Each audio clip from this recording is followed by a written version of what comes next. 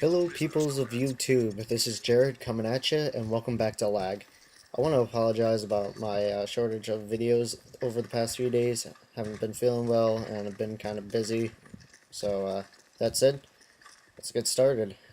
Last time I posted a video, I showed you the inside Xbox view of the new map packs.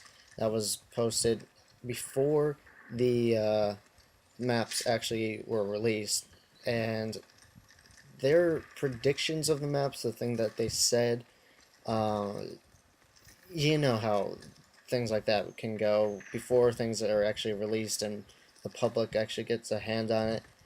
Your expectations are a little bit higher and maybe a little bit skewed because you haven't seen how the community plays, how the community reacts to everything. And now that it's been out for a few days and I've had my fair share with the new maps and so has everyone else, I just want to point out some of the things that I've noticed and uh, yeah. Well, as you can see, this is the first map here, Bailout. It's was promised to have very close quarters and also open ranged areas for snipers and CQBs, but honestly, this entire map is played indoors. I very rarely see people outside. Maybe just to get a few pop shots off at people who are running through have spawned outside. But this map is very CQB heavy. It's shotguns and some machine guns that dominate. So plan your class accordingly. Uh, Poor rules here, kind of weird. But I like this map. It's one of my favorites. But next we have here Storm, which is definitely the best map of the five that came out, or maybe three if you just want to count the new maps. But this map, it reminds me a lot of Pipeline from the Call of Duty 4 and Downpour because of the atmosphere. But the layout of the map, it's definitely Pipeline, which was a good map. It had a lot of even areas. Nothing was very one-sided. I feel like if you spawned at either side of the map, you had a good vantage point on the other team, and that's the vibe I get from this map. It's just, it's really good. Um, yeah. Some of the things that I'm doing in these videos, as you can see, is like I'm climbing on things, stopping, looking around corners. I'm just trying to give you guys a view of the map. I actually recorded this the first day the map pack came out, so I'm kind of still new at these maps and just kind of wandering around trying to get the layout, and at the same time trying to show you guys, areas that connect to each other and ways that you can go so you can avoid the main traffic areas. Like around this truck, you could have just gone around from where those cars were and avoided getting sniped from that giant alleyway of doom. But you've all probably seen this in the videos, but this is the mannequin alley hallway thing. Very creepy vibe here. It's just like someone's hiding in between the mannequins and then pop out at you. I haven't actually seen that yet. I'm still waiting for it. Just one of those times when I run through and didn't notice a person there and get shotgunned right in the face. But Infinity Ward kept their design choices really in this in these maps for to not put a lot of things that you can climb on to get like above other people. Yeah, they have, the main like catwalks like this one that I'm on, but I remember in Call of Duty 4 you had a lot of just objects that you could climb on and jump over to something else, like right over here. I'm kind of pointing at this and that and going back and forth saying, no, you can't get up there, which is a shame because it looks like you should be able to. I tried it a few times. You can jump on this thing, but you can't jump over to this little air vent AC whatever unit it is, which is a real shame. It's I'd like to see a lot more things like that. Yeah, it might encourage camping a little bit more, but it's still fun to find those areas that other people haven't, and then kind of exploiting them later.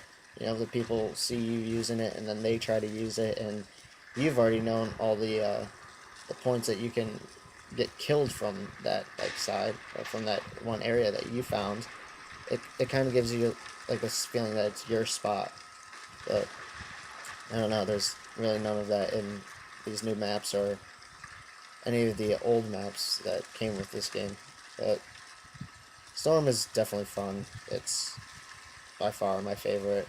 Um, it might even go down as all-time Modern Warfare favorite above Strike in the first game. And here we have Salvage. This map was, I don't know, it was said to be a very spoiled down, like, I don't know how to explain it even.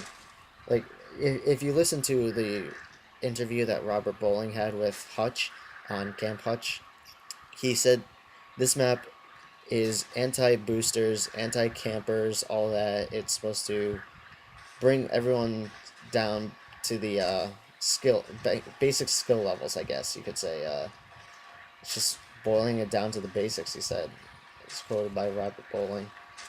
It's all about who aims first and who fires first and who has a better aim and all that crap, but I don't know, it's just I'm getting like kind of frustrated with this map, mostly because it's all about campers. That's the only thing I've seen in this map. Every time I turn a corner, there's someone just sitting there with a shotgun or with a claymore or whatever, just waiting for people to run by. The thing about maps this small, is that people are afraid to run around and be adventurous and use marathon or use whatever. They just don't want to get shot in the back, which happens on these small maps.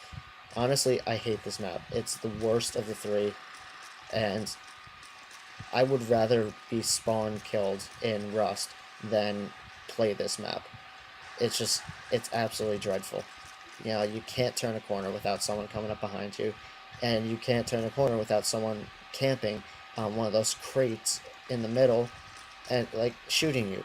It's absolutely ridiculous. It's the most annoying map I've ever played in my life, and maybe I'm just not playing the right game types on it, because I played Domination and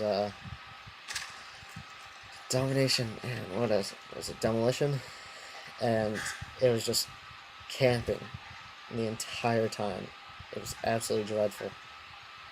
Just, I don't even know. I wish that they made bigger maps, or at least gave us more maps.